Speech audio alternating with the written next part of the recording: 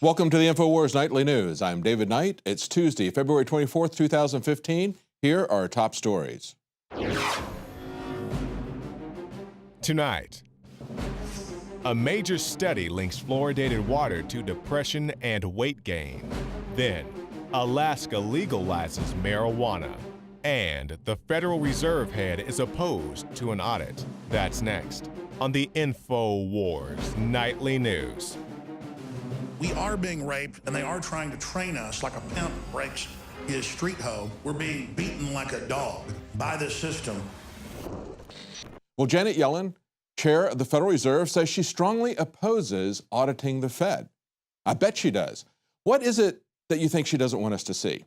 Now, of course, it's not anything unusual for the federal government to say that we're not allowed to see whatever it is that they do. Every department of the federal government is acting as if they're the CIA. But of course, the Federal Reserve is a private company. It's no more federal than Federal Express, as everyone likes to say. We're seeing this happen, of course, with the Trans-Pacific and Transatlantic partnerships. Trade agreements that are affecting and will affect our sovereignty are being negotiated in secret by corporate lobbyists, and we're not allowed to see them. The public's not allowed to see them. Our elected representatives are not allowed to see them any more than we're allowed to see what goes on within the Federal Reserve. Now, of course, as they point out in this article, the Federal Reserve is saying that they're not going to hike rates for the next few Federal Open Market Committee meetings, according to her prepared remarks. That's really nice. They give 0% money to the banks, and they're loaning this out at 5%, 25% on credit cards. That's a pretty good deal, isn't it? And of course, that allows them to play the stock market, to invest in the stock market with this 0% money. They can pump the stock market up as we see that happening. Of course, we see, though, that J.P. Morgan, even though they're getting money at 0% interest, they're going to start charging corporate clients fees for leaving their money in the bank. J.P. Morgan is going to start charging big clients fees on some deposits. And of course, J.P. Morgan is the largest U.S. bank according to assets. They're saying they're going to charge large institutional customers for some deposits, citing new rules that make holding money for the clients too costly. See, the banks get the carrot. They get the 0% interest rate that they can then turn around and loan out at 5 to 25% interest rates. They can invest in stock markets. But if you want to try to just put money in the bank, you get the stick. That's what the new federal regulations are. As they point out, new federal rules will essentially penalize banks for holding deposits that are being viewed as prone to fleeing during a crisis or a stressed environment. So that's going to be passed on to the clients. Of course, the banks are not going to swallow those fees. What about precious metals, though? They've manipulated all these other markets. Well, we see that top international banks, as reported from RT, are facing a U.S. probe for alleged precious metals market fix. See, after they've had money laundering, they've funded money laundering for terrorists, for drug cartels, they've been caught involved in tax evasion, the LIBOR scandal. That's the next obvious thing, isn't it? Rig the markets, especially the precious metal markets, because the precious metal markets are counterpositioned to their fiat currencies. And of course, Loretta Lynch, the appointee that's going to replace Eric Holder, according to Obama, she was deeply involved with letting HSBC go from the money laundering scandals. And of course, this is one of the usual suspects, HSBC, along with J.P. Morgan, Goldman Sachs, and Barclays, 10 international banks, the largest international banks. They say HSBC included in its annual report published Monday that the antitrust division of the American Justice Department asked the bank to submit documents related to an investigation into the price setting of gold, silver, platinum, and palladium. Now, of course, this is not necessarily something that's instituted by our Department of Justice. They basically said that these banks were too big to jail when they looked at money laundering for drug cartels and terrorists. They're not doing anything to them for these other crimes. I certainly don't think they're the ones leading the investigation, and of course, they really aren't. This started elsewhere. Swiss regulators, the FIMA, included its metal rigging investigation into a November settlement with the UBS Group. That's a Swiss bank, one of the largest Swiss banks, and one of the largest banks in the world, and one of the banks that they're looking at in this precious metal scandal. They had a settlement with the UBS Group over currency rate manipulation. There you go, something else that they're manipulating. Not just the stock market with the money that they get at 0%. They manipulate the currency markets. They manipulate the precious metal markets. They manipulated the LIBOR markets so that they could come after the credit unions, so that they could make more money off of variable rate interest loans. As they point out, they were sued in 2013 by U.S. regulator FDIC for causing millions of dollars in losses at credit unions by allegedly rigging the LIBOR benchmark rate. You see, the big crooks go free, but the small man on the street gets brutalized by our police force for absolutely no reason. Yet another case. Every day that goes by, we have dozens of these cases. San Diego County admits that their deputy had absolutely no reason to use force or to even stop a man who had Down syndrome. This man was hit, he was pepper sprayed, and then subsequently arrested, and the only charge was he was resisting arrest, except he wasn't. New video shows that he wasn't. This is a 22-year-old man, Antonio Martinez. His school records, doctors say he functions at a 7-year-old's level. They say this was a case of totally innocent, vulnerable child, essentially, that was beat up by these two guys. And guess who the two guys were? The names are absolutely amazing. We got Deputy Guy, and Captain Roddy. And I can just imagine the conversation as they're going down the street. Captain Roddy says, "There's a guy. Let's just go beat him up and pepper spray him. We don't have a reason." And Deputy Guy says, "Well, we're going to get in trouble." And Captain Roddy says, "Don't you understand how this works, Deputy Guy? We're cops. We have uniforms. Nothing ever happens to us. No matter how many times we do this, we never get disciplined. We never get fired. We never get put into jail. If anything happens, if the family sues, the taxpayer will pay it. Don't worry about it, Deputy Guy. We got it covered." That's what happens every day. And I'm really, frankly, sick and tired of seeing dozens of cases of brutality. We have a cupcake cop who attacks a 78-year-old woman. That happened today as well. When I first saw that, I thought they were talking about his waistline when they said cupcake cop. No, this is a guy who brutally attacked a 78-year-old grandmother who was trying to bring cupcakes to her grandchildren that she hadn't seen for a while because the parents were involved in a divorce. And so the cop at the school just brutalizes her. That's what happens every day. In Houston, we see now that while some rape kits set untested, suspects committed even more assaults. They say Houston officials announced Monday that they had completed DNA testing on 3 decades backlog of sexual assault kits. That's 30 years. Now, what happened in that amount of time? Well, they had 6,600 sexual assault kits that had been backlogged for decades. It's led to 850 DNA hits. And listen to this, 6 suspects allegedly committed other rapes while the DNA went untested. Now, as bad as this is, Houston is the first city to get through their DNA backlog. So the other cities are even worse. They're not even concerned about serious crimes like rape. Now, one of these cases where a person who was waiting to have their DNA test performed went on to commit other crimes. Listen to what this person did. They say it's unclear why this rape kit went untested, but while it was sitting around, the perpetrator went on to commit and be convicted of burglary of a habitation with intent to commit sexual assault. He was also later sentenced for 2 aggravated sexual assault cases and indecency with a child. There we go. So this is one case where he was not convicted of an additional rape, but he had a long rap sheet where he could have been stopped if they had done their work. I guess they're just overlogged. I guess they just don't have enough police. I guess we need to get more police. Well, look at the same department in Houston. We have a report going back 4 years ago, actually 5 years ago, April 2010. While they had this 3-decade-long backlog in rape kits that they hadn't tested, they're on a ticket writing spree. According to ABC News in Houston, they say in the month of March 2010, that's 5 years ago, the Houston Police Department handed out more than 109,000 traffic tickets. That's 3,500 speeding tickets a day, 147 speeding tickets every hour for an entire month. And that was up over 41,000 tickets from the previous month. So I don't think they have too few police. I think they have misplaced priorities. They're outwriting 147 speeding tickets an hour and not processing the rape kits. You understand the priorities. We've seen this very clearly in New York, where they just said they're not going to write tickets or arrest people unless it's absolutely necessary, and it dropped by over 95%, and crime went down because they're not focused on violent crime. But of course, another thing that they're always focused on is the war on drugs, confiscating people's property, destroying the rule of law, And now we see states pushing back. Alaska today has effectively legalized recreational use of marijuana. They say in this story we have at Infowars.com, it's a Reuters story, smoking, growing, and owning small amounts of marijuana became legal in Alaska on Tuesday as a growing decriminalization movement reached the U.S.'s wild northwest frontier. And they say, of course, Alaska is a Republican-leaning state. It's actually a lot more libertarian than it is strictly Republican. They say anyone age 21 or older can now possess an ounce of marijuana in Alaska and can grow up to 6 marijuana plants, 3 of which can be flowering.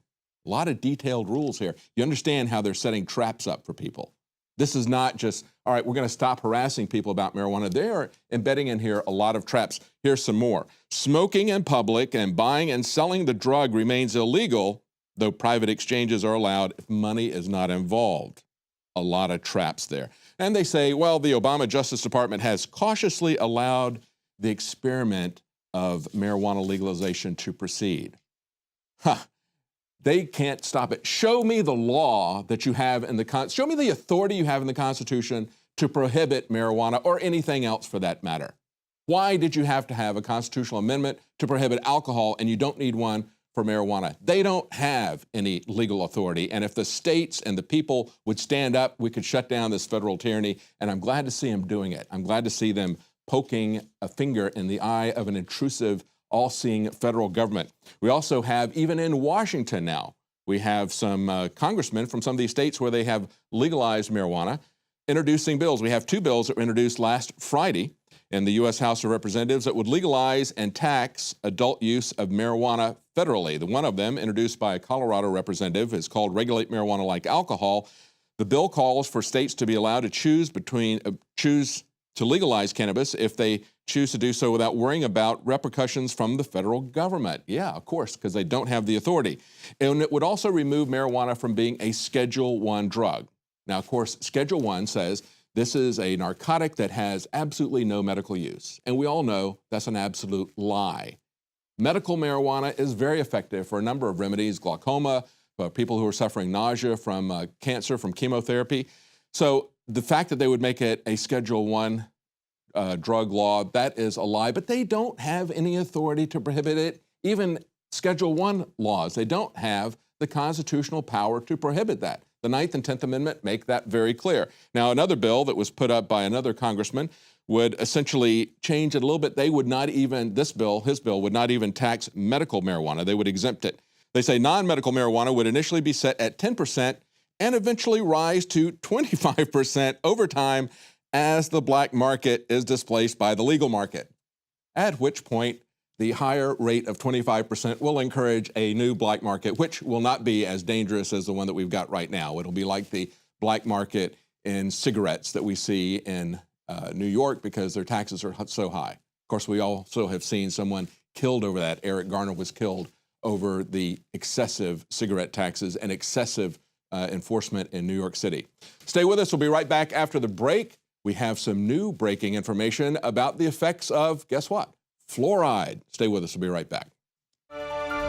The knowledge of the ancients, tried and true, trusted herbs and extracts fused with the latest nutraceutical science. Introducing the all-new Ancient Defense Herbal Immunity Blend, crafted with over 14 key ancient herbs and extracts to supercharge and prepare your body for what experts admit is the most dangerous season of the year. We have rejected hundreds of other formulations in our quest to bring you what is simply the most powerful and comprehensive proprietary formula that we have ever created in the realm of herbal immunity. For the last 2 years, our team has been working with top doctors, nutritionists, and chemists to develop the ultimate nutraceutical formulation. Experience the benefits of combining over 14 ancient herbs and extracts with exciting new advances in nutraceutical science. For a limited time, get 25% off on this introductory offer. Visit ancientdefense.com or call 888-253-3139. ancientdefense.com.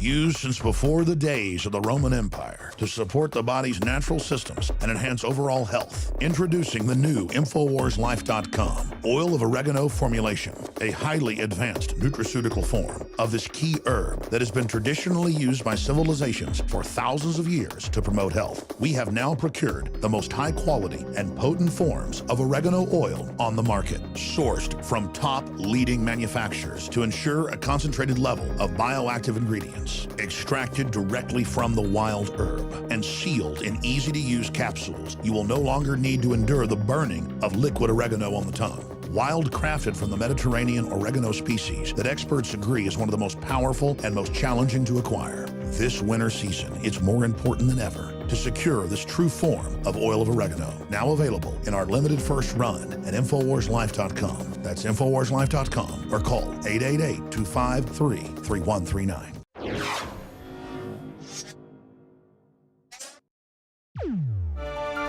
Well, previous studies have shown a correlation between fluoride in the water and a decrease in IQ.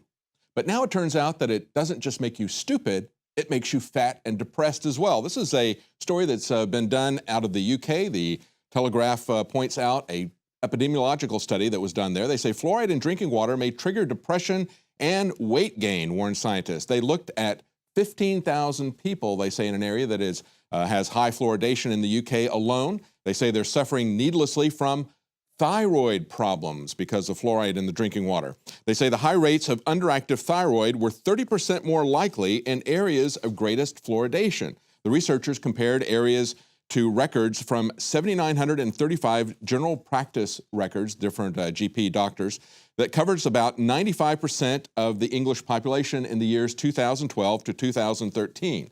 They said that rates of high underactive thyroid were at least 30% more likely in practices that were located in areas with fluoride levels in excess of 0.3 milligrams per liter, or we can say 0.3 parts per million. Remember that number. We're going to come back to that number. They say previous studies have found that fluoride inhibits the production of iodine, which is essential for healthy thyroids. And of course, the thyroid gland, they say, regulates metabolism as well as many other systems of the body. That's why it leads to depression, weight gain, fatigue, aching muscles, and they say that women are affected 15 times more than men, about 15 in every 1,000 women. Now, the interesting thing is that in the UK, what allowed them to do this epidemiological study is that there's only about 6 million people in the UK that get fluoridated water. Not everybody there gets it. Now, the interesting thing here is that to protect teeth from decay, they're supplementing the water treatment works to bring it up to a 1 part per million concentration. Now, remember I said, remember that number, 0.3 parts per million. They are fluoridating the water, however, at 1 part per million. Just the day before, the Telegraph said that 0.3 parts per million would result in thyroid problems. It looked like a pretty high correlation, but they are fluoridating their water at 3 times that rate. But in the UK, it's only about 6 million people that are having their water fluoridated. Look at what's happening in the US. They say the US, of course, does it more than any other country in the world. We have not 6 million people, but 204 million US residents get artificially fluoridated water. That's 74% of the US population. Brazil is the second most extensively fluoridated country. They have 73 million, or 41% of the population. Look at some of the countries, though, where they don't fluoridate it at all. They say that about 10 years ago, they did a study at York University, again in the UK, that found that tooth decay in children across Europe had been falling. And of course, you've seen the graph in so many of our charts here when we have articles about fluoridation showing the decline in tooth decay, and they show it in countries that fluoridate their water artificially and countries that don't have fluoridation in their water, and they're all declining at about the same rate. And what they point out is that in Europe, when they looked at the European countries, the countries that showed the biggest decrease in tooth decay in children were Sweden, the Netherlands, Finland, and Denmark. And they do not fluoridate their supplies. So let me repeat this. We have a high correlation between thyroid problems in the UK when they look at 95% of the people in the UK, and they look at areas where they fluoridate the water, areas where they don't fluoridate the water, and they see a high correlation in thyroid disease. Then they look at Europe as a whole, and they see that the countries that have the greatest decrease in tooth decay amongst children are those that do not fluoridate their water. Do you see a pattern here? Do you see that it's not necessary? They're selling us something that even if it were effective, we would have to question whether it is safe to mass medicate the public in the water supply where you cannot control the concentration or the dosage that anyone receives. How do you know what dosage they're getting? Well, let's talk about the dosages that are being approved. Now, of course, as I pointed out, the article in the UK said that 0.3 parts per million were associated with thyroid damage. Nevertheless, they were supplying people at 1 part per million, more than three times that. In the United States, the Department of Health and Human Services said that they're saying that the safe range is 0.7 to 1.2 parts per million. The EPA is saying that it is 4 parts per million. That is more than 10 times what we saw resulting in thyroid damage. And if we go back and look at some of the stories that we've published over and over again over the years in NoWorldOrder.com, just look at this one from 2014, about a year ago, February 10th, 2014. Harvard study in China says that fluoride lowers children's IQ by 7 points. And of course, in that study, they referenced another Chinese study by Ding that said that they saw decreases in mental capacity at 0.24 parts per million. A little bit less than what they've seen causes fluoride damage in the UK. Nevertheless, we are doing fluoride in this country at 3 to 5 times that level that we would see damage to thyroid, damage to intelligence. One last quote, and this is from a doctor Donald Miller, cardiac surgeon, professor of surgery at the University of Washington. He alleges that fluoride also damages the brain directly and indirectly. Rats given fluoridated water at a dosage of 4 parts per million develop symptoms resembling attention deficit hyperactivity disorder. High concentrations of fluoride accumulate in the pineal gland, which produces serotonin and melatonin. Guess what? That 4 parts per million that he saw bringing those kind of adverse effects on lab rats, the EPA is just fine with that. That's the level they say you can go up to, because I guess we're ultimately their lab rats. Stay with us right after the break. Rob Dew has a report on how they want to use us as lab rats for fluoride. And we have a look at a new organization that is enticing illegal immigration into this country and participation in the entitlement program, exponentially growing it to take down our economy. Stay with us. We'll be right back. Another major health threat, this one in Toledo, Ohio, where everybody in the entire city has been told not to drink the water. Ohio's governor declaring a state of emergency. Did you know that the average person uses about 80 to 100 gallons of water at home every single day? If there's a water emergency, will you be prepared? Panicked residents forming long lines throughout the day. We're here at a supermarket in Toledo. You can see the shelves empty where water once was. To stay safe and healthy during a crisis, you must have access to safe, clean water. Water which will not be available at your local grocery store. There's a mad dash on right now to stock up on supplies. The ProPure Pro 1 G2.0 water filtration system is a must-have for every modern, independently minded household. Protect your family's safety during an emergency. Go to InfoWarsStore.com today to purchase your ProPure Pro 1 G2.0 water filtration system or call 1-888-253-3139. For all of recorded history, civilizations around the world praised the health benefits of silver. At InfoWars Life, our mission is to bring you the highest quality, purest, cleanest, effective colloidal silver on the market today for the lowest price available. You don't have to be a doctor to know. The fall and winter months are the most dangerous time of year in North America when it comes to you and your family's health. InfoWarsLife.com is very excited to announce our biggest run yet of Silver Bullet colloidal silver, exclusively available at InfoWarsLife.com. Now, InfoWarsLife.com has taken colloidal silver to the next level using a cutting-edge technique that is free of toxic artificial additives. Now more than ever, it's important to stock up on high-quality Silver Bullet from InfoWarsLife.com and to help others during Christmas by teaching them about the powerful benefits of silver. Secure your Silver Bullet today at InfoWarsLife.com or by calling toll-free 888-253-3139.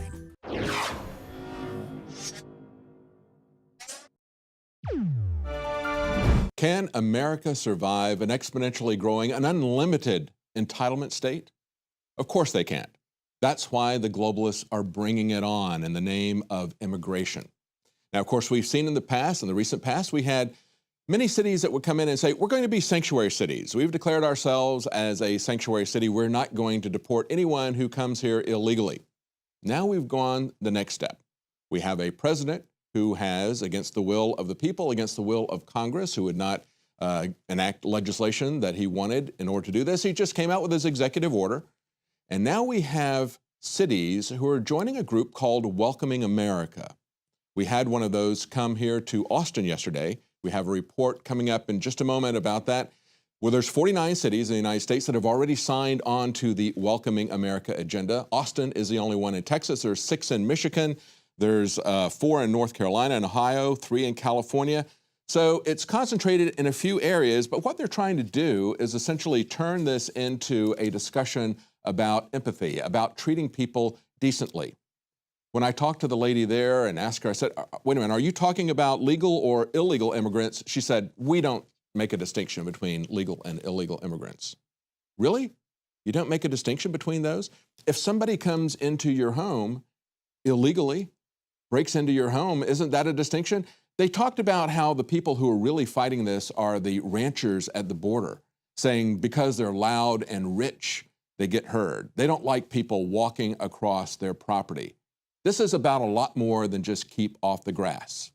This is about ranchers, as we've reported here at InfoWars, who have found scores of dead bodies on their ranches decomposing. They're concerned about the drug traffickers. They're concerned about the human trafficking. They go around their ranch, their private property, their home, having to carry heavily armed weapons to protect themselves. That's what this is about. This is about people coming in with a sense of entitlement, coming here without our permission, coming here in violation of our laws and saying, we're entitled, we have rights as immigrants. And of course, this is about the distinction between positive rights and negative rights. America, as Obama eloquently pointed out when he was running for Senate, he said, our Constitution is set up on a system of negative rights. It establishes our rights by prohibiting the government from doing things, saying you can't infringe upon our free speech, on our freedom of religion, on our freedom to protect ourselves, that type of thing. Instead, what they're doing now is they're setting up positive rights, saying we all have a right to education, we have a right to health care. And with open borders and an entitlement state, that is a prescription to take down the country very quickly. That is why you have these globalist organizations supporting Welcoming America. Here's the report that we filed yesterday.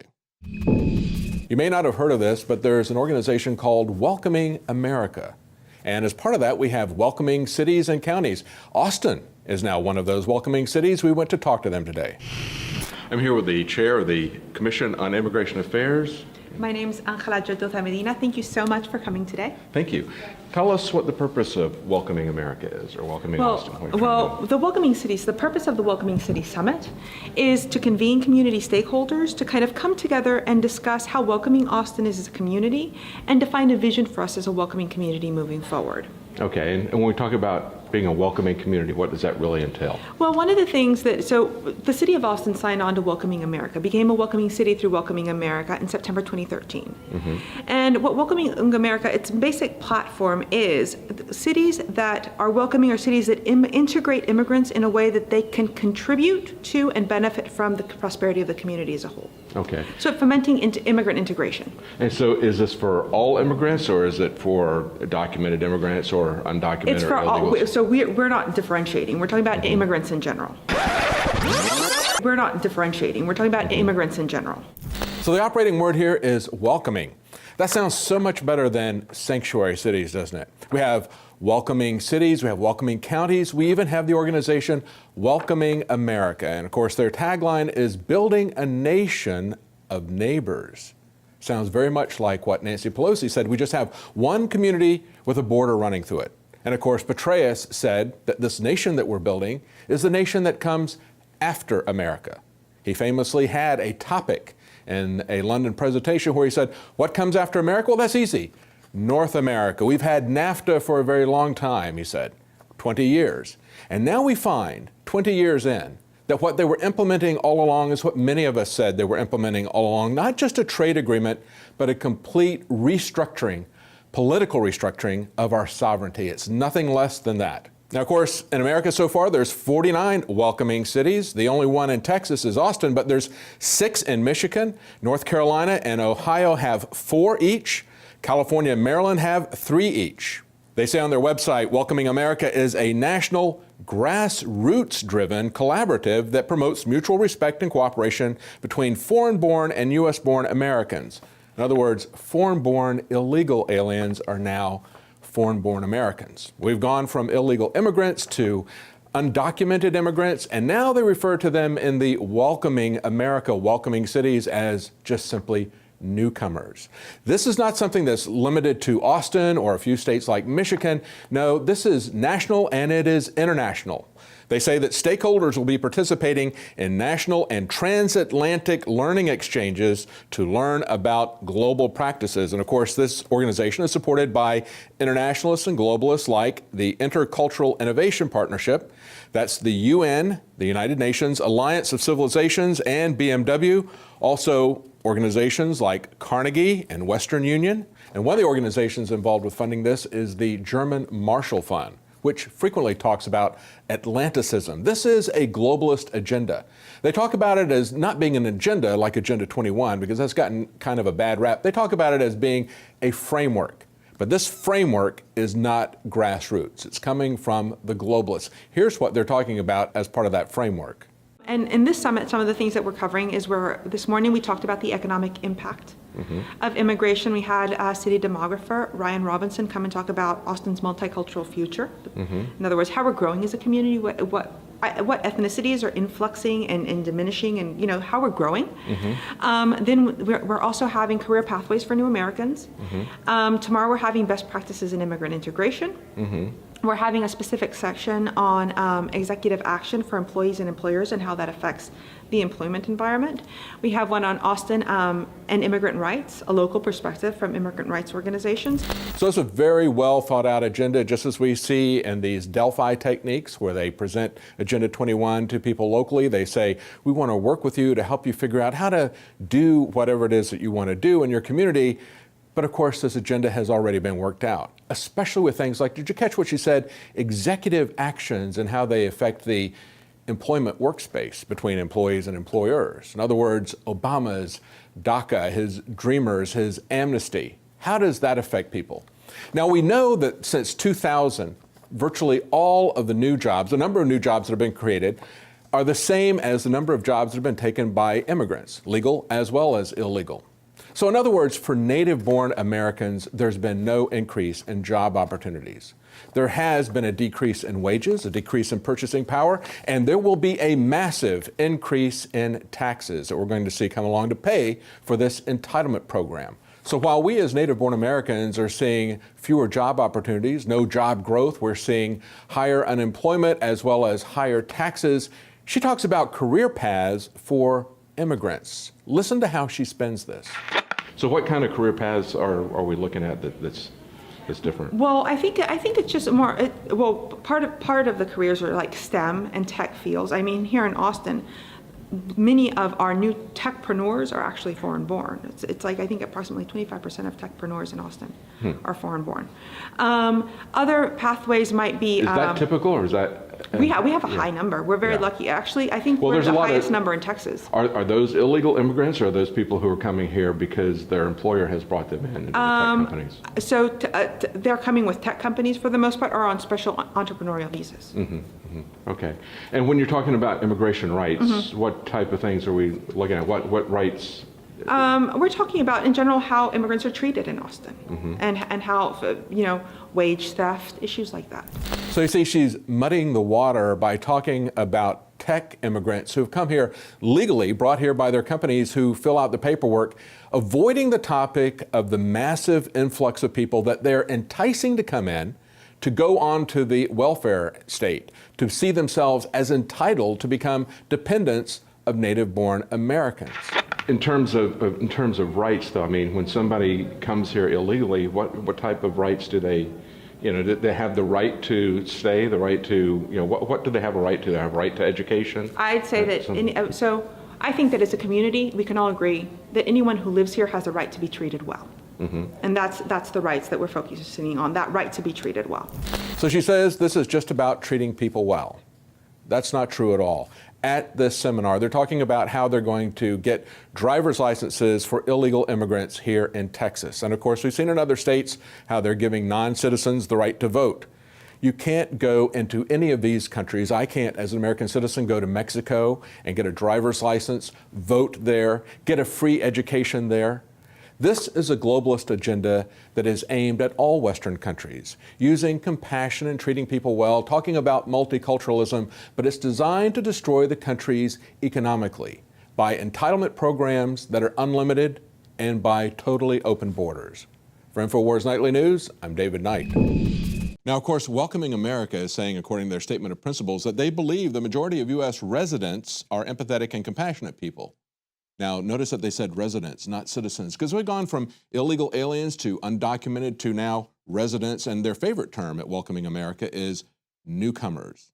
They say that we must treat all of our neighbors with respect and decency. Who would disagree with that? But is it respectful to come here and ignore our laws and demand entitlements?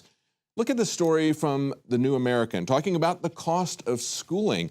We will lose our homes through unaffordable property taxes if there is no limit to the number of children who can be brought into America with open borders and entitlements. They have the city mayor of Lynn, Massachusetts, said she was so concerned about how to pay for schools that she went to Washington asking for help from federal officials. And this is what she said: "I love the fact that Lynn is a diverse community. By speaking out about this, I've been called a racist. I've been called a hater.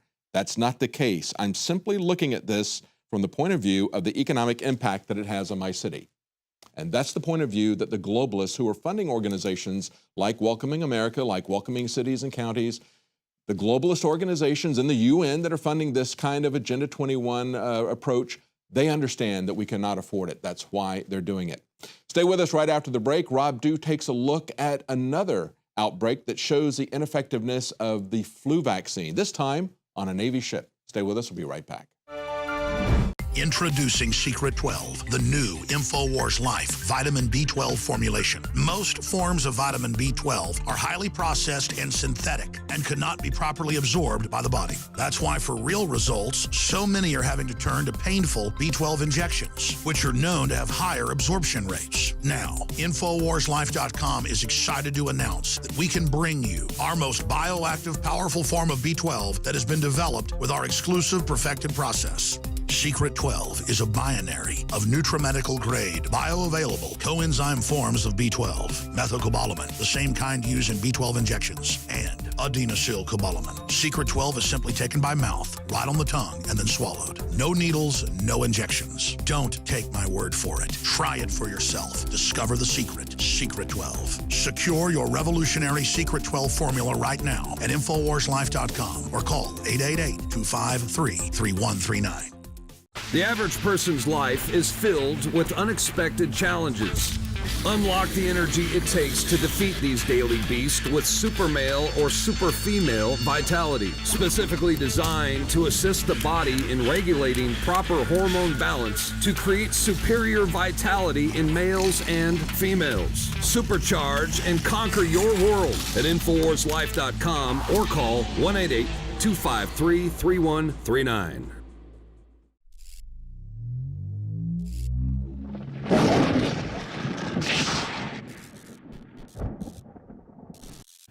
Rob Dew reporting for InfoWars Nightly News and InfoWars.com with another vaccine report.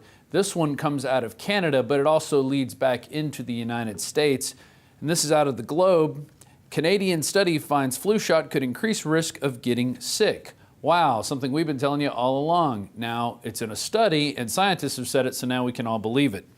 The study states, in particular, vaccine effectiveness against influenza A among those who received the 2014-15 vaccine without prior vaccination was higher at 43% than among those participants who were vaccinated with the same vaccine component in both 2013 and 14 and 2014-15. And they're saying it was negative 15%. For those who received this year's flu shot alone, the vaccine appeared to be quite effective, about 43% effective. But if the patient had a flu shot in both years, both this year and last year, the shot was actually negatively effective, meaning it may have made people more susceptible to the flu. You're at a 15% increased chance of getting the flu if you got the vaccine in 2 years. But they didn't do a study for 3 or 4 or 5 years. Of course, we'll never see those, what the chances are, but at least we know they are doing something. Here we go. A negative effectiveness suggests the vaccine made people more susceptible to flu, Dr. Dickinson says. We need to do further research to understand why this has happened. Well, the vaccine attacks your immune system. That's been proven many times over. So by taking it twice, you're attacking your immune system twice, thereby increasing your chances of getting the flu. But then again, I'm not a doctor, so you shouldn't trust a thing I say. You should do your own research. Similar results were also found in the United States. More than 3/4 of flu vaccines this year have been ineffective, reports the Daily Mail.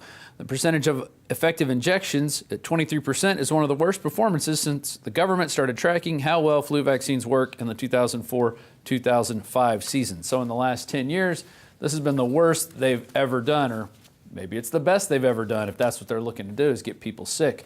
Furthermore, in both of these, they said seniors were always the least protected. But if you go to flu.gov, which is a website run by our federal government, because your immune system weakens as you age, adults age 65 and older are more susceptible to the flu. It is important seniors get their flu vaccine. It seems seniors, children, and pregnant women are their targeted groups for flu vaccination, but they've known it hasn't worked for elderly people for a long time. In fact, here in 2013, USA Today reported flu vaccine barely worked in people 65 and older. This season's flu vaccine was completely ineffective in people 65 and older, which could explain why rates of hospitalization and death have been the highest ever recorded for that age group, according to early estimates released by the Centers for Disease Control and Prevention. For those 65 and older, though, it helped in just 9% of the cases. But even back in 2013, they knew if you got the flu shot 2 years in a row, your chances of getting the flu increased.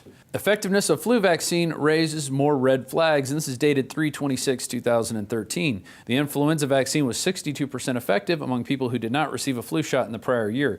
In comparison, vaccine effectiveness among those who did get the flu shot in the previous year was substantially lower at -45%. So you're almost a 50% chance of getting sick from the flu if you got the vaccine in 2 years. That would have been 2013 and 2012 flu seasons. In 2010, PLOS Medicine published an analysis of Canadian epidemiological studies suggesting that people who had received seasonal flu shots the year before the 2009 H1N1 pandemic had an increased risk of becoming infected with pandemic swine flu. A second study in 2009 identified similar associations between previous vaccination and pandemic H1N1 illness in a military population. Between April 21st and May 8th, a total of 97 patients developed the H1N1 virus. Of these 63 people, 66% had received the influenza vaccination in the previous 12 months. In comparison, only 40% of patients without H1N1 virus had no history of vaccination. And when you're in the military, as Joe Biggs and others have pointed out, you really don't get a say in what you get to put in your body. In fact, you get no say whatsoever. They tell you to line up and they give you whatever flu shot that year they think you need. And look what happens when the armed forces does get herd immunity. Here we are, February 24, 2015. CDC admits flu vaccine does not work. Influenza outbreak on fully vaccinated Navy ship. The CDC published a report documenting an influenza outbreak which occurred among fully vaccinated Navy personnel aboard the USS Ardent, a U.S. Navy minesweeper moored in San Diego, California while conducting training. And here's the CDC's reports from February 2014. Influenza outbreak in a fully vaccinated population, USS Ardent, February 2014. Naval Health Research Center determined that 20 specimens were influenza A, of which 18 were subtype H3N2. The HA gene sequence of the outbreak isolate was 99% identical to the strains circulating during the 2013-2014 influenza season and antigenically similar to the H3N2 component of the 2013-2014 influenza vaccine. At the time of the outbreak, 99% of the crew had received influenza vaccine. And 17 of the 18 crew members with confirmed influenza A H3N2 infection had received the 2013-2014 influenza vaccine less than 3 months before the outbreak. Just another case of the flu shot causing the flu.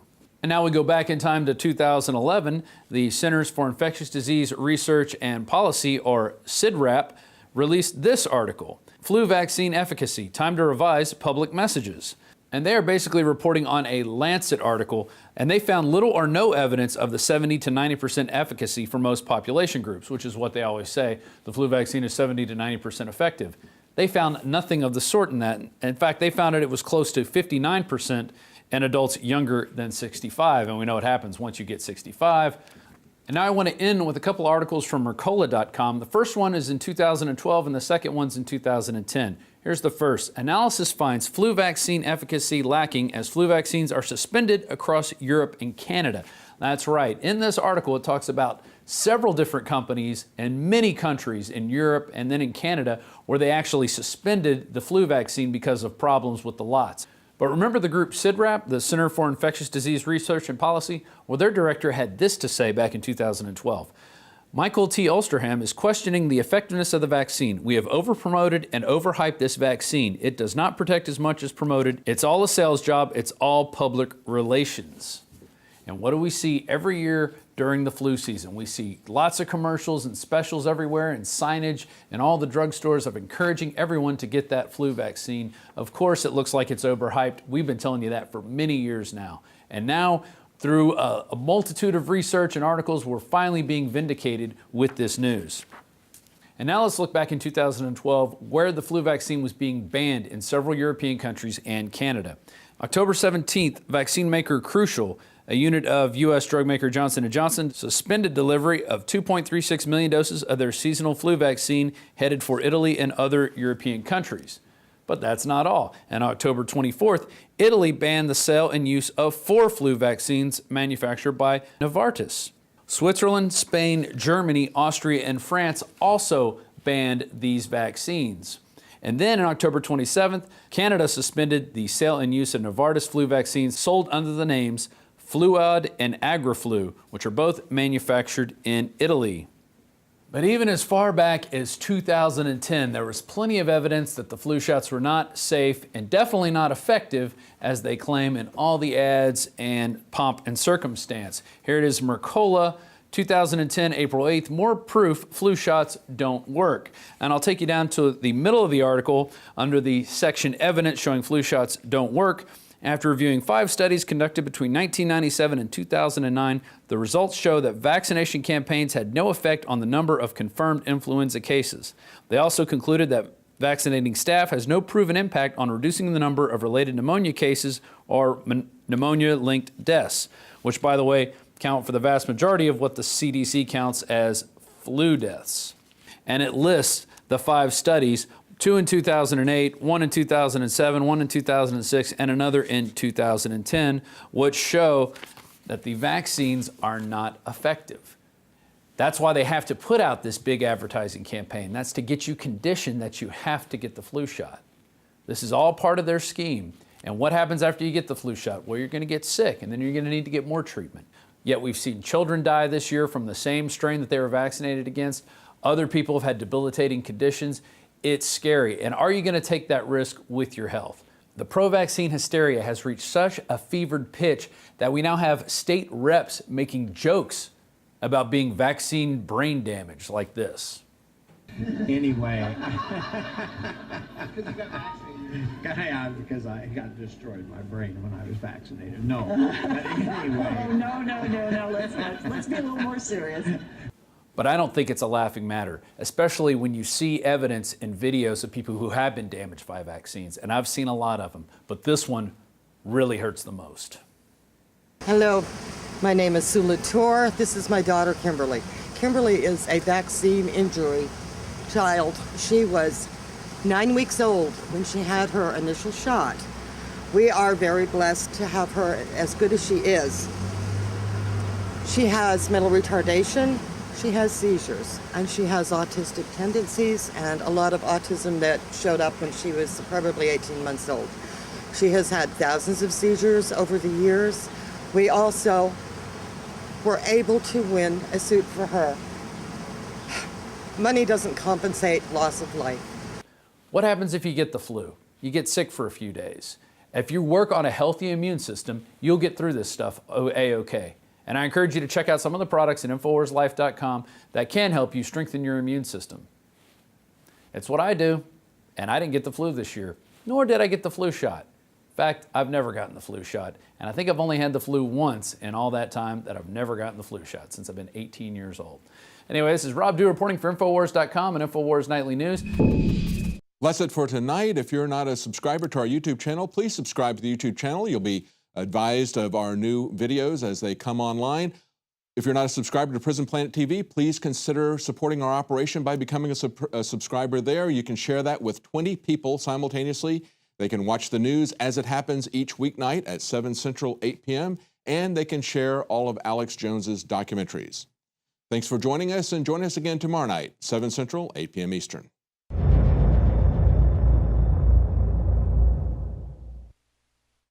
In the past decade, we have witnessed unparalleled scientific discoveries in the area of health. But no one has put together a formula that focuses directly on brain health, nerve growth factors, and optimizing your cellular energy at the same time. DNA Force is one of the most expensive formulas to produce. Some of the ingredients in DNA Force are $12,000 a kilogram. We are using the coveted, patented, only American source of PQQ, CoQ10, and more. You want the best that's out there at the lowest price anywhere? Well, we're bringing you a total win-win. The ultimate value, cutting-edge, trailblazing game changer that also supports the InfoWar. We have produced a limited run of DNA Force, and it will take up to 12 weeks to produce more once we sell out. Secure your DNA Force today at InfoWarsLife.com or call toll-free 888-253-3139. DNA Force from InfoWars Life. You are watching the InfoWars Nightly News, which airs 7 p.m. Central at InfoWarsNews.com. And your support is helping us defend liberty worldwide.